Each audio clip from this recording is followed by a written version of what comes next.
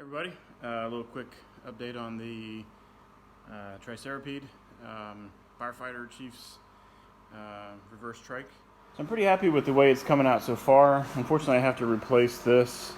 That's beyond shot. It's hard to see, but it's all parts that had rusted away have been fixed with Bondo, and now it's not really usable.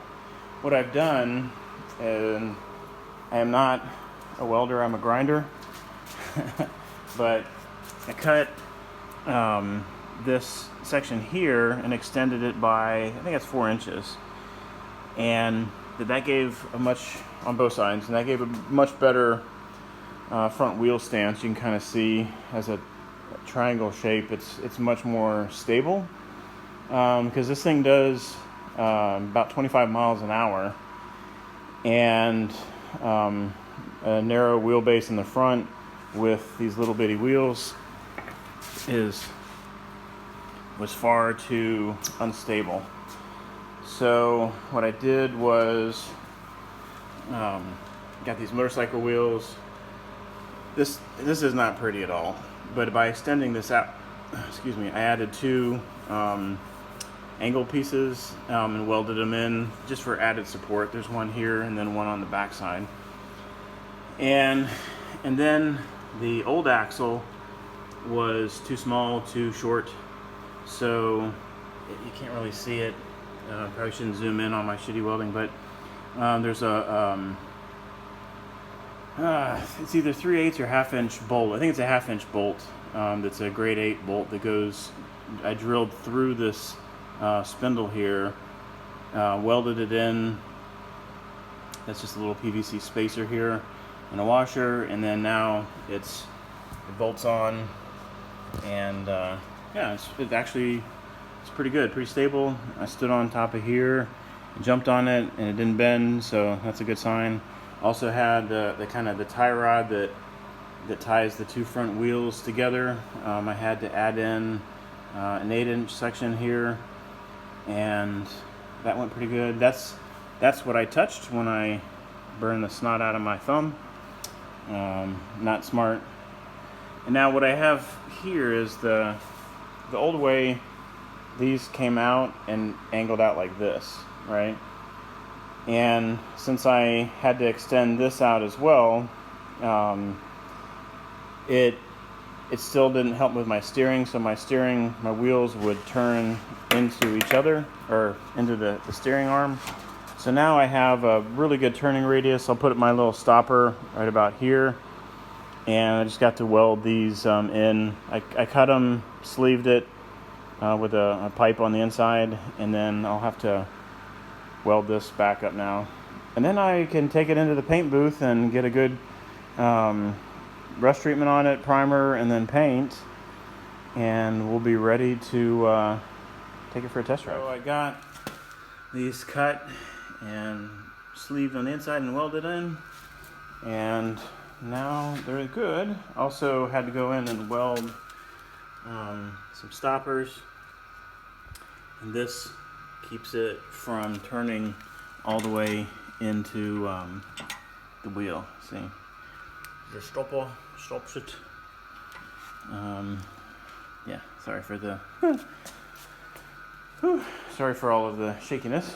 So now I'm going to take the front wheels off, and I'm going to go and rust treat it, primer it. All right, so it's all rust treated, primered, and painted. I was going to show it in the primer stage, but it's amazing how crappy welds that are not, pretty welds, how crappy they look in primer. So you don't get to see that. I am done painting it, the front end, and I attached the front end back on. It's going to get this kind of distressed brown leather look. It's a pleather, it's fake, but it looks really, really good. Because I don't think with the bright red of the fire engine that a burgundy seat really looks all that slick. But I wanted to show this. Anybody who is who's going to add an electric wheel to their bike One of the things that if you're unlucky like me and just don't know is that it's real easy for this axle, if it's not locked in place, for it to turn, because this whole thing right here is the motor, and 1,000 watts is, you know, a pretty good amount of power. What it does is it will twist this wire here, bind it up, and then pull it loose from the contacts inside the motor, and then you got to disassemble the thing and fix it. Luckily for me, Jeff Church fixed the broken wheel, and now I'm putting it back on.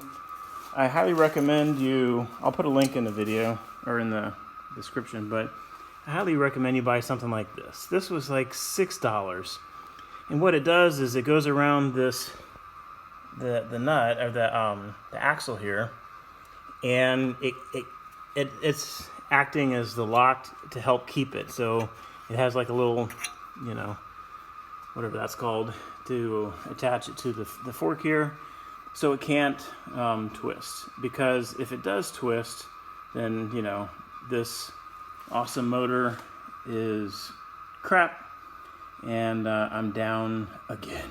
So the next step is to reupholster these seats. I like the burgundy, but for the fire truck, being that it's red and yellow, it just didn't really fit. So I got this, I don't know what you call it, pleather, fake distressed leather that I'm going to reupholster just over top of this. No need to take it off. And I have, these are all my buttons that I'm going to use. They're pretty small, as you can see, in comparison to my fingertip. In case you've never done any upholstery work, which I am not an upholsterer, that is Mike Perotti's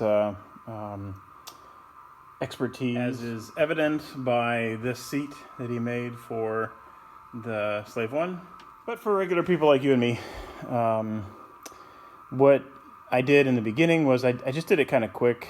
I put padding on over top of this board, and then I just took drywall screws and I screwed them in just enough to catch in the fabric to get the shape, the kind of pleated shape that I was looking for.